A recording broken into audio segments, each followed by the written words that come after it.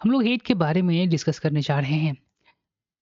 Head यानी कि head section जो हम लोग ऊपर देखते होंगे, एचटीएमएल डॉक्यूमेंट के बारे में इंफॉर्मेशन होता है। जैसे मेटा लिंक, हेड में कई सारे इंफॉर्मेशन होते हैं जो एचटीएमएल के डॉक्यूमेंट के बारे में होते हैं, के बारे में इंफॉर्मेशन होती है। जैसे मेटा मेटा लिंक्स, स्टाइल्स जिससे हम लोग सीएसएस को कनेक्ट करते हैं, स्क्रिप्ट जिससे हम लोग जावा स्क्रिप्ट को कनेक्ट करते हैं, टाइटल जो हमारे टाइटल बार पर दिखता है, एक्सेट्रा। एचटीएमएल हेड के कनेक्ट ब्राउजर में डिस्प्ले नहीं होता जब डॉक्यूमेंट लोड होता है, ठीक है ना। सिर्फ हम जानते हैं कि ये जो टाइटल हेड का पार्ट होता है वो ब्राउजर में हमें दिखाई नहीं देता है, बॉडी का पार्ट से ब्राउजर में शो करता है। हेड और बॉडी सेक्शन मिलके कंप्लीट एचटीएमएल डॉक्यूमेंट्स बनाते हैं। हेड और बॉडी सेक्शन आपस में मिलके जो क्या बनाते हैं, एचटीएमएल का डॉक्यूमेंट बनाते हैं। हेड में जो है मेटा इन्फॉर्मेशन होते हैं, हम लोग डिस्कस करेंगे मेटा क्या होता है, लिंक, स्क्रिप्ट और टाइटल के बारे में। फिलहाल आगे चलते हैं। एचटीएमएल हेड के बारे में हम डिस्कस कर रहे हैं और एचटीएमएल हेड में कौन कौन से एलिमेंट को इंसर्ट किया जाता है। मेरा कहने का मतलब कि हेड के अंदर कौन कौन सा टैग आता है, ये देखते हैं। एचटीएमएल टैग के अंदर ये टैग्स यूज किए जाते हैं, ठीक है। एचटीएमएल के अंदर ये सभी जो टैग है यूज किए जाते हैं। पहला है title tag. Title tag page के टाइटल सेट करता है। टाइटल यहाँ पर जो है वो यहाँ पर जो ऊपर जब दिखते हैं टाइटल दिखाई देता है ब्राउजर के ऊपर, तो वही जो टाइटल बार जो है वो सेट करने का मतलब जो ब्राउजर के टैब बार में दिखता है। यहाँ पर जो ब्राउजर का टैब होता है, सपोज कीजिए मैं गूगल क्रोम है, तो यहाँ पर जो टैब सब खुलते हैं उसी में ये टाइटल दिखाई देगा। आप जिसका आपका जो पेज है उसका जो मन है वो अपडेट रख सकते हैं, ठीक है ना। मेटा टैग क्या होता है, पेज के बारे में एक्स्ट्रा इन्फॉर्मेशन देता है। मेटा टैग के अंदर जो है पेज का जो है एक्स्ट्रा इन्फॉर्मेशन रखा जाता है। जैसे डिस्क्रिप्शंस, कीवर्ड्स हो गए, ऑथर हो गए, ठीक है। एचटीएमएल लिंक क्या होता है, एक्सटर्नल फाइल को अदर रिसोर्सेज को कनेक्ट करता है। लिंक से हम लोग क्या करते हैं, एचटीएमएल को कनेक्ट करते हैं हमारे पेज में। एक्सटर्नल फाइल हो सकता है या अदर रिसोर्सेज को कनेक्ट करते हैं। एचटीएमएल स्टाइल से इंटरनल सीएसएस लिंक के लिए यूज होता है। इंटरनल सीएसएस को यूज करने के लिए हमने देखा है स्टाइल टैग का हम इस्तेमाल करते हैं। स्क्रिप्ट टैग जो होता है जावा स्क्रिप्ट कोड को ऐड करने के लिए यूज होता है। जावा स्क्रिप्ट कोड को यूज करने के लिए हम लोग स्क्रिप्ट का यूज करते हैं। बेस टैग क्या होता है, पेज के सारे रिलेटिव यूआरएल्स के लिए एक बेस यूआरएल डिफाइन करते हैं। बेस टैग में हम क्या करते हैं, पेज के जितना भी यूआरएल्स होता है पेज के बारे में, उसके बारे में हम लोग क्या करते हैं, उसको रख। बेस टैग का देखो यूज किस तरीके से होता है ये समझते हैं हम लोग। देखो यहाँ पे बेस टैग क्या करता है कि base tag use to inside the head section of the document. पहले बात समझते हैं कि बेस टैग का यूज जो है वो हेड सेक्शन के अंदर होता है। यहाँ तक clear. It is a purpose to set the base URL. इसका पर्पस है कि बेस यूआरएल सेट कर देना, जो कि डिफॉल्ट टारगेट होता है for all the relative URL in the page. यानी डिफॉल्ट बेस यूआरएल करने का मतलब कि जब हेड सेक्शन में हम लोग बेस के अंदर यूआरएल सेट कर देते हैं, तो जितना भी हमारा बॉडी के अंदर यूआरएल खुलेगा सबके आगे जो है ये यूआरएल लगा होगा। आइए एग्जांपल से हम क्लियर करेंगे। की पॉइंट देख लो, you can only one base tag in document. केवल एक ही डॉक्यूमेंट बेस टैग आप अपने डॉक्यूमेंट में रख सकते हैं, ठीक है, एक पेज में। It effect all the relative links. ये सबको इफेक्ट करेगा, वो आपका एंकर हो गया, इमेज हो गया, लिंक हो गया, स्क्रिप्ट हो गया, एक्सेट्रा ऑन द पेज जो आपके पेज पर है। इट हैज़ मेन एट्रीब्यूट, इसमें होता है हेल्प, यानी कि स्पेसिफिक बेस यूआरएल, जो यूआरएल आप इसमें रखना चाहते हैं। और टारगेट, कहाँ पर आप ओपन करना चाहते हैं, पैरेंट टॉप में, ब्लैंक में या सेल्फ। ये हम देखें, ब्लैंक जो कहेंगे तो न्यू टैब में खुलेगा, पैरेंट में, टॉप, सेल सब उसी में होता है, हम लोग डिस्कस कर चुके हैं इससे पहले। अब एग्जाम्पल पर थोड़ा आते हैं। देखिए एग्जाम्पल जो है,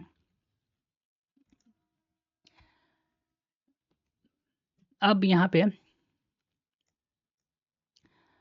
एक बेस में हमने http://example.com रख दिया।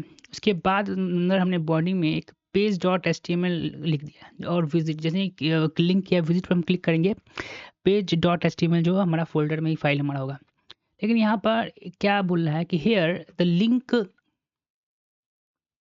जो हमारा है एक्चुअली पॉइंट, यहाँ पर लिंक जो ये वाला लिंक देख रहे हैं ये here the link will actually point to, इसके आगे जो है ये लिंक खुलने से पहले जो हमने ये पेज खुलने से पहले ये लिंक जो है इसके ऑटोमेटिक आगे लग जाएगा डिफॉल्ट में, तब स्लैश आके पेज.html होगा। ठीक है, अब देखो यहाँ पे भी सेम है। यहाँ पे हमने बेस में क्या किया है, टारगेट सेट कर दिया, ब्लैंक सेट कर दिया। टारगेट जो ब्लैंक यानी कि जितना भी यूआरएल है सब इसमें क्या होगा कि न्यू टैब में खुलेगा। तो यहाँ पर हमने गूगल का रखा है और यूट्यूब का रखा है।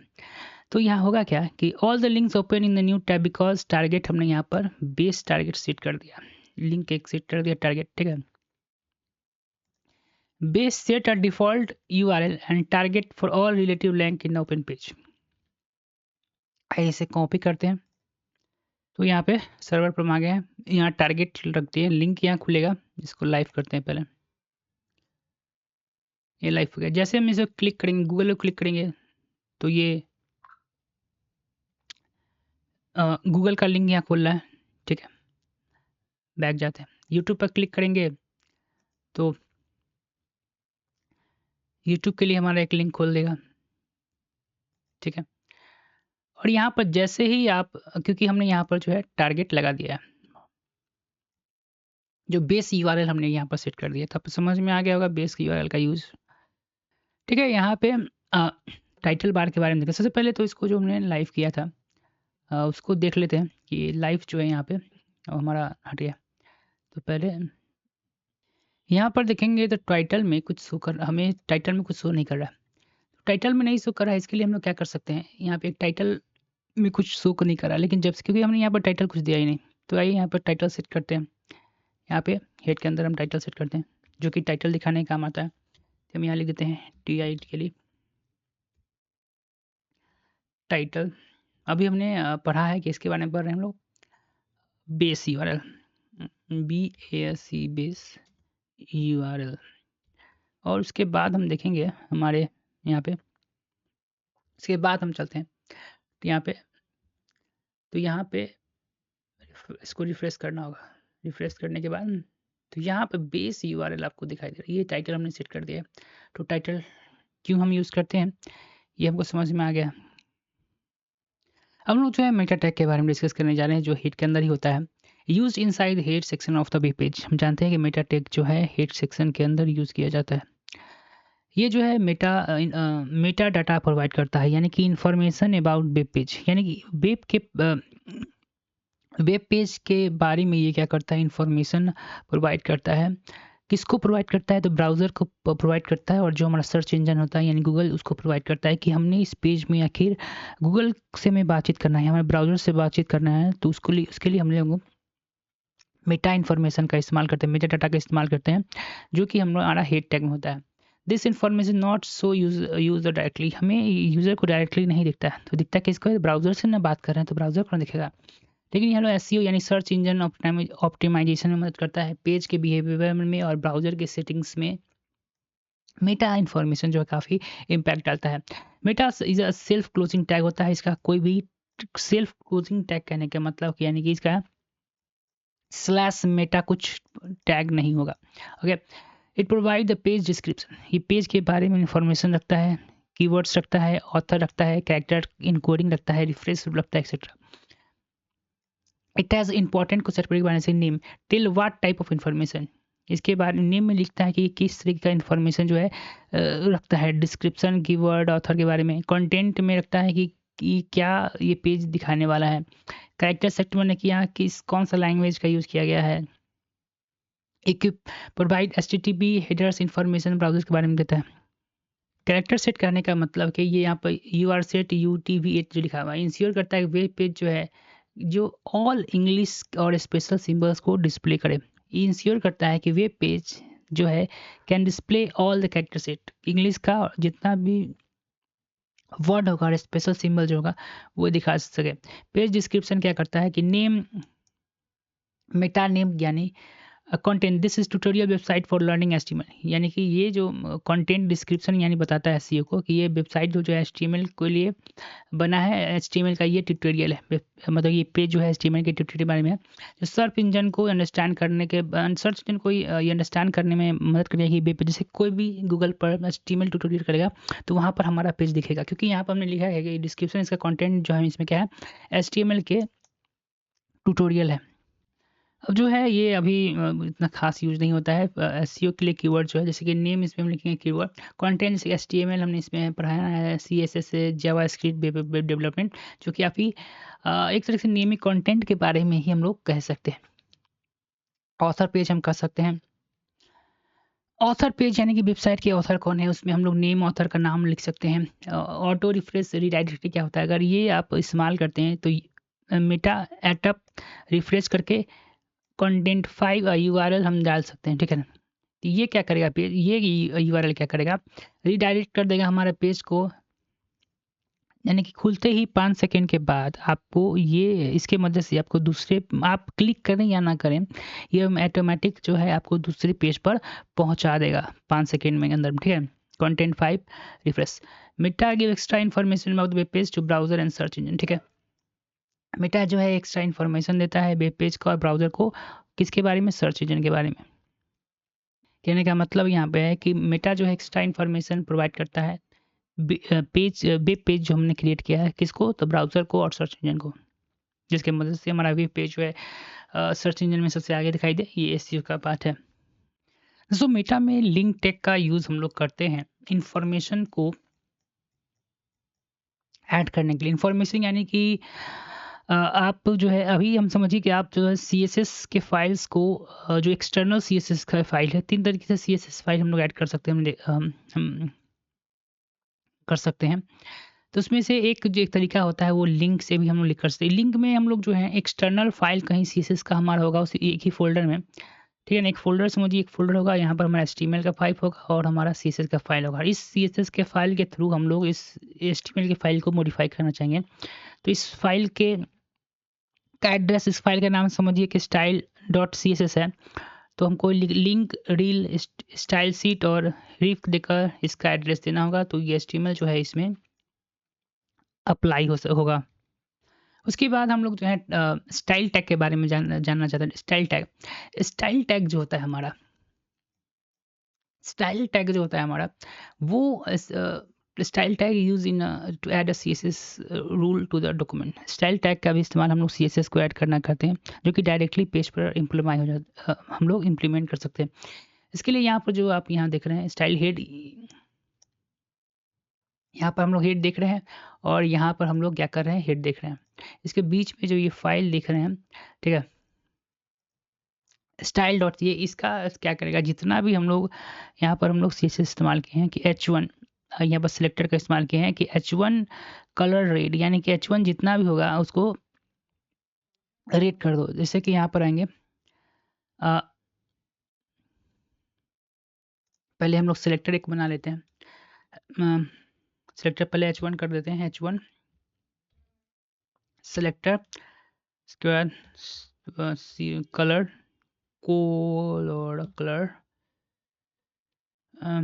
Colour colon red. ये क्या करेगा, हम के लिए सिलेक्टर बना दिया है,